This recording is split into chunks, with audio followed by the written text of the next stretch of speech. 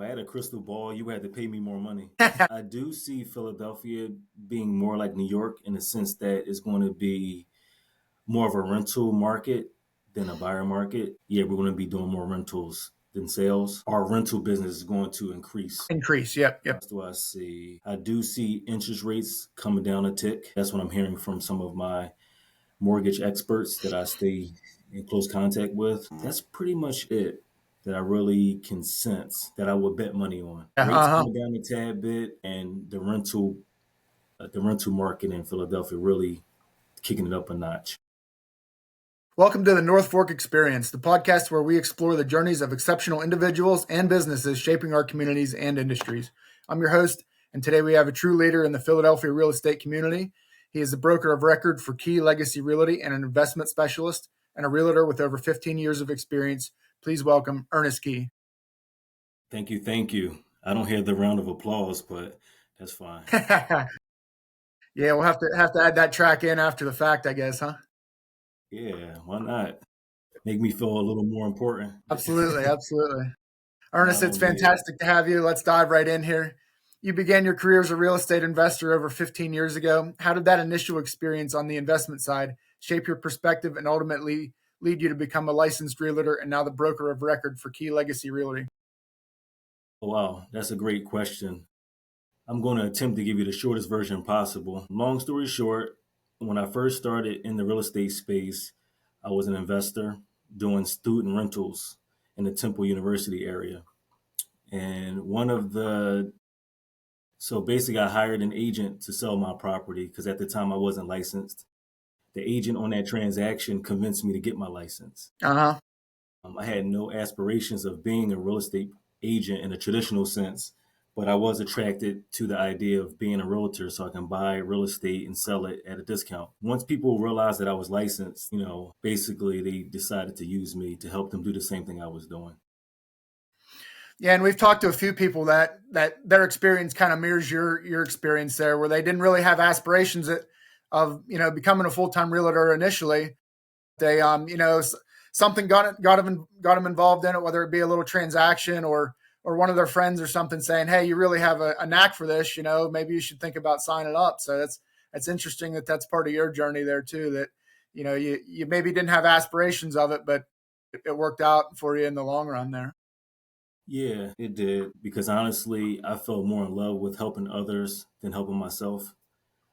Obviously, I'm still benefiting, so I'm not trying to sound like Mother Teresa, but I do enjoy when others are winning. And then that experience of that agent convincing me to get my license and then helping others get some generational wealth also led me to be a team leader. So agents started to want to learn what we were doing, and so they can help people acquire generational wealth as well. And my wife and I, we became team leaders, and then we decided to take it to the next level, so to speak, and open up our own brokerage.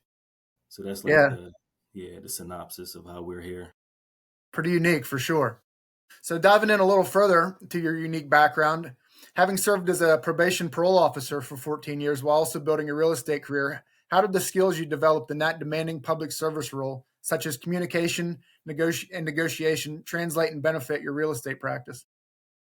Wow, very great question. And you kind of answered it with your question. Basically, my job in law enforcement, it really helped me hone in on my listening skills and paying attention to detail, which is crucial as a real estate professional, obviously. Also, it helped me with my patience. I'm sure. And people reading skills, handling objections. So that 14-year career path really helped me a lot in this business.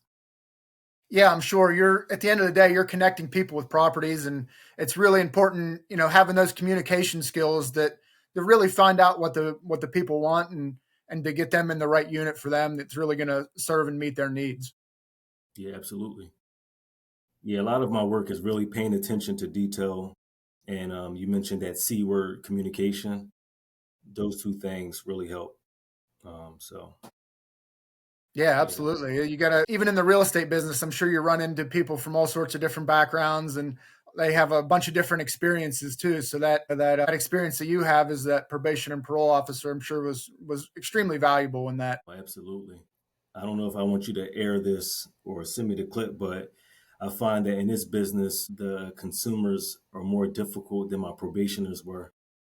Yeah, yeah. Well, I guess they're choosing you in this business too, and they're making such a big life decision that I guess I can see how that would be a little bit more difficult even in that business, in this real estate business too. When you're trusting you to link them to the property and they're spending that much money on it, I can see that how they might need a little bit extra helping to get through that process. So it's understandable in some ways. No, I'm glad you brought that point to try to clear what I'm saying up. It's definitely understandable. Buying real estate, whether it's an investment or a first time home buyer situation, is very, very emotion inducing. I can see how it can cause anxiety and things of that nature. There's a lot of high stakes involved, basically.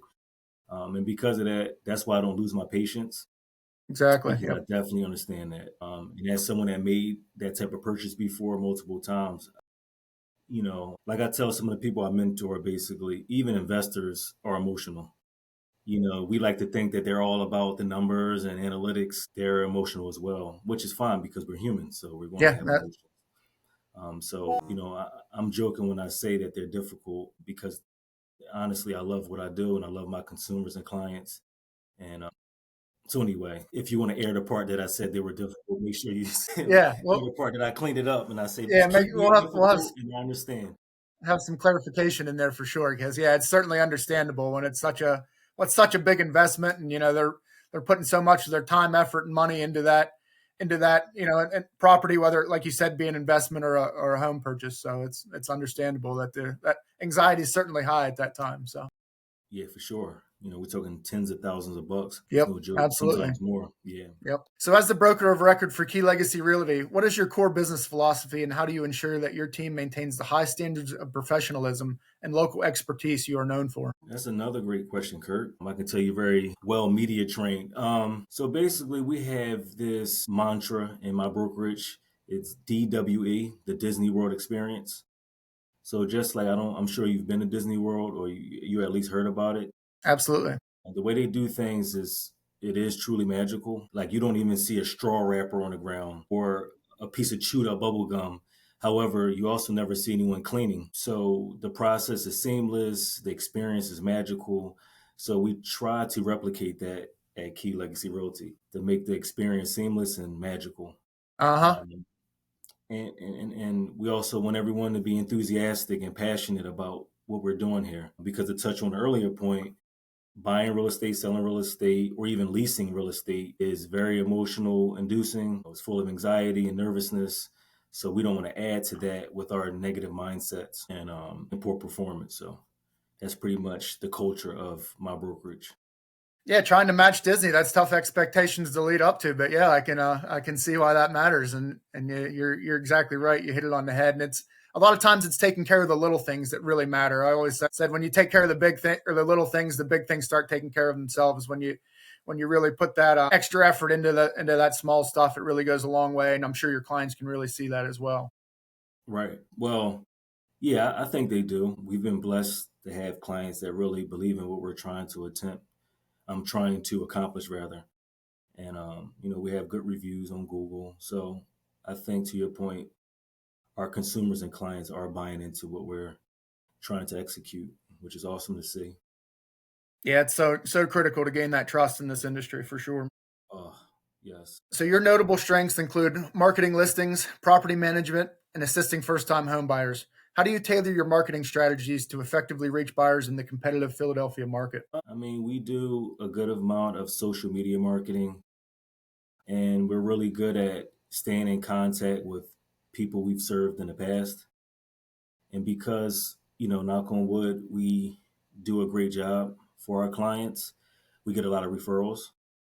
So most of our business is from our sphere of influence. I would say about 80% Impressive. Yep. comes from people. Yeah, yeah, thank you. We think so too, because that's the goal. I always tell our agents, you're pretty much putting on an audition for that first client you serve because you want to reach the people behind them. So that's what we strive to do. Put on a good performance for that first client, and then they send us their cousins and moms and sisters and things of that nature. And That's how we get most of our business, to be honest with you. We don't do a ton of ad spin, and Uh I don't want to say the Z word because they're going through something right now, the Z huh. company, but we don't do a lot of that stuff. We're just really organic type of broker, organic type of real estate professionals. Yeah, and that's so important, and it goes back to that trust that we talked about a little bit. And when you work like that, you don't have to spend a lot of marketing. It's sustainable too. It's a sustainable business philosophy where that handles some of the ups and downs in the markets. And when you can get those firsthand referrals from people that you've worked with, it's just the most important thing, I think. Yeah, I agree with you, Kirk. And it feels really rewarding to hear like, hey, you guys did a great job. I trust you now with my X, Yep. Y, and Z. So yeah. Yeah, absolutely. So you hold the accredited buyer representative and the seller's representative specialist designations. How do these specialized skills help you provide comprehensive and effective representation through the entire buying and selling process? Yeah, so just a slight correction. I no longer hold those designations, Okay. but I still have the knowledge that I acquired through obtaining those designations. Okay. Yep. So basically, designations just mean you pay a yearly subscription to keep them activated. All right. But yeah, obviously, you don't lose the knowledge. Yeah. Yeah. Absolutely. But anyway, those two designations did help me with my business, obviously, especially, I mean, they both did. One is for a buyer and one is for working with sellers. So the information that I acquired by getting those designations helped me tremendously, obviously. Yeah. Absolutely. So you're known for your effective negotiation skills, regardless of the real estate market conditions. Can you share a principle or strategy that you rely on to successfully lead your clients to the settlement table, even when the market is challenging? I mean, there's so many different ways to get to the settlement table. For example, the biggest puzzle in terms of getting to the settlement table is normally your home inspection period. That's where I would say 85% of transactions kind of explode. So because I know that fact, I'm almost always prepared to have that conversation with our client, even before we have the home inspection. Yep. For example, when we're touring a home, I'm trying to identify some things that may come up in the inspection report so I can set some type of expectations for my client. Therefore, when a report comes our way, there's not a lot of shell shock. Yeah. And then we talk about the different puzzles because we don't say words like problems and circumstance. We say Mhm. puzzles. So whatever puzzle comes our way, we solve it. I mean, I know you can relate to that. You being an engineer, yeah. So we just solve puzzles basically, Uh-huh. and yeah, that's how we get to the settlement table. Yeah, you touched on there a little bit. My background as an engineer in the oil field. That's what we always said we were, is just problem solvers. When stuff came up, you just have to figure out a way to get through it, and the best possible way that you can with the information that you have at the time.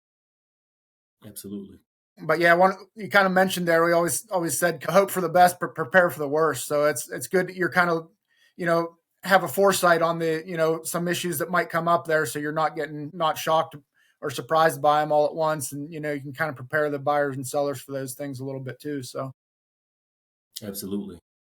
Yeah, basically, I try to. I play an engineer. I'm not smart enough to be one, but I try to pretend I'm Kirk Hays, and then I'm like solving these puzzles. yeah, understandable. Yeah, I got you there. I appreciate that. So you specialize in efficiently representing clients who need to sell their home and relocate. What are the biggest challenges clients face during a major relocation, and how does your vast referral network throughout the country help ease that transition? Another great question, Kirk. So what I see with a lot of consumers who want to relocate to come to Philadelphia and the surrounding counties, because we also help people outside of Philly. But anyway, they have questions that we can't answer directly. For example, if someone comes from Texas and they're like, "Hey, what is the schools like in Philadelphia?" We can't go into that because we can run into some, violations, Yeah, yep. because of staring. And or they may the other one is crime. So everyone wants to know about crime in schools, and those are two very touchy subjects that, as real estate professionals, you can't touch on. So that's probably the most challenging thing to do when you're trying to help a consumer and you understand their needs because we're all human. We all have families or friends, etc. But you have to be kind of a little robotic with responses that these consumers really care about. Uh huh. So that's probably the most challenging.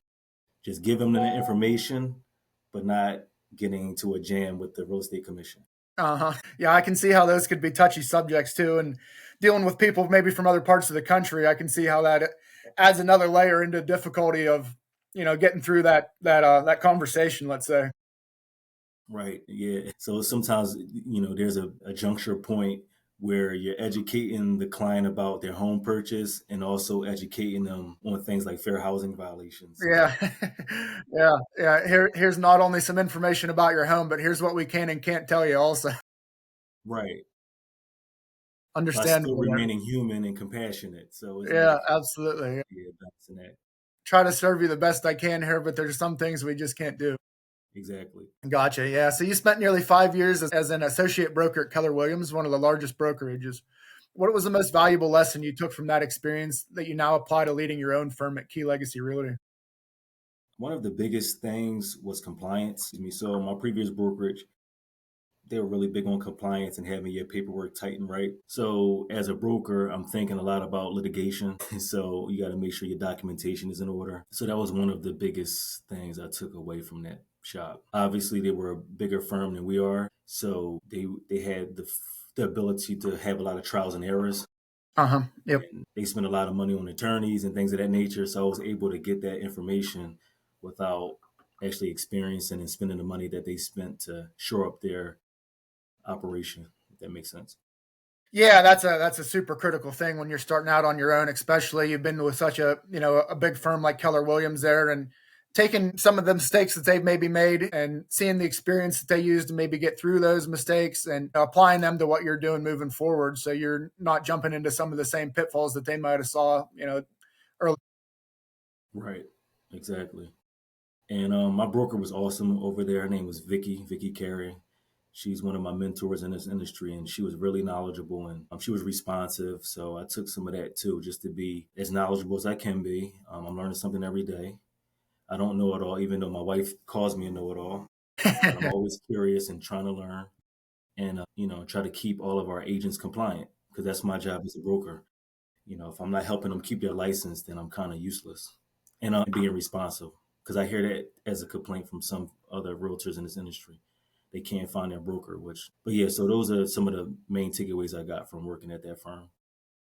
Yeah, you bring up a great point there about having a mentor too. That's such a valuable relationship, and for anyone, but especially in the real estate industry there. And another great point you made is yeah, maybe you have quite a bit of experience and you know quite a bit, but you always have to kind of keep the mindset of a beginner and always be willing to learn and absorb new things that can help you down the road. There, it's so critical in any industry.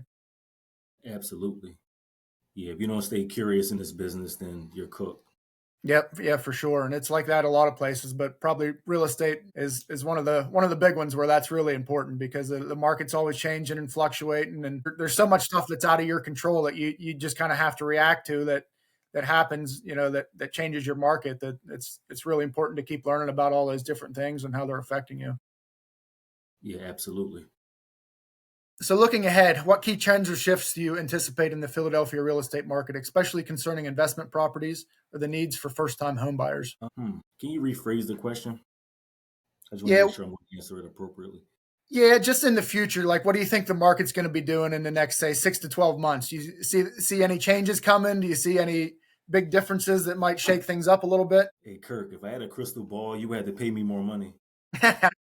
So, no, in all seriousness, I do see Philadelphia being more like New York in the sense that it's going to be more of a rental market than a buyer market. I feel like, yeah, we're going to be doing more rentals than sales. Not more, but our rental business is going to increase. Increase. Yep. Yep. Yeah, for sure. What do I see? I do see interest rates coming down a tick. I'm not a mortgage professional, but that's what I'm hearing from some of my mortgage experts that I stay in close contact with. That's pretty much it that I really can sense that I would bet money on. Yeah. Rates Uh huh. coming down a tad bit, and the rental market in Philadelphia really kicking it up a notch. Uh huh. Well, I'll tell you what. If I do grab one of those crystal balls for real estate, you'll be the first one I let know, and we'll dominate the market that way, huh? And we'll be able to spot the trends before everybody else, huh? I'm holding you to that, Kurt. Yeah, perfect. Yeah, if I come across one, I'll let you know for sure. So, Ernest, this conversation has been incredibly insightful, showcasing your dedication, local knowledge, and unique path you took from public service and investing to become a broker of record. Your North Fork experiences offers powerful lessons on commitment and client advocacy. Thank you so much for sharing your journey with us today. So thank you for having me. This was fun. Excellent. Before we wrap up, for our listeners in Philly area who are looking for a broker with over 15 years of experience, local expertise, and a vast network for relocation needs, what's the best way for them to reach out to you to learn more about your services at Key Legacy Realty? And can I just throw in property management, leasing, sales, pretty much everything residentially we can handle at Key Legacy Realty. And they can reach me at 215-778-9352 or broker at keylegacyrealty.com or hello at keylegacyrealty.com. And also I do have somewhat of a, what do they call it, internet footprint. So if you just Google Key Legacy Realty, you should be able to find us on Google. Yeah, and I'm on social media too. Instagram is the Key Realtor 215, I believe. And outside of that, the easiest way is probably just to do a simple Google search. Perfect. Yeah, we'll make sure we include that in the notes so everyone can find you easy. So that's all for this episode of the North Fork Experience. A huge thank you again to our incredible guest, Earnest Key, and thank you all for tuning in. Until next time, keep exploring, keep growing, and keep experiencing all that our communities have to offer. Thank you. Thank you, Kirk.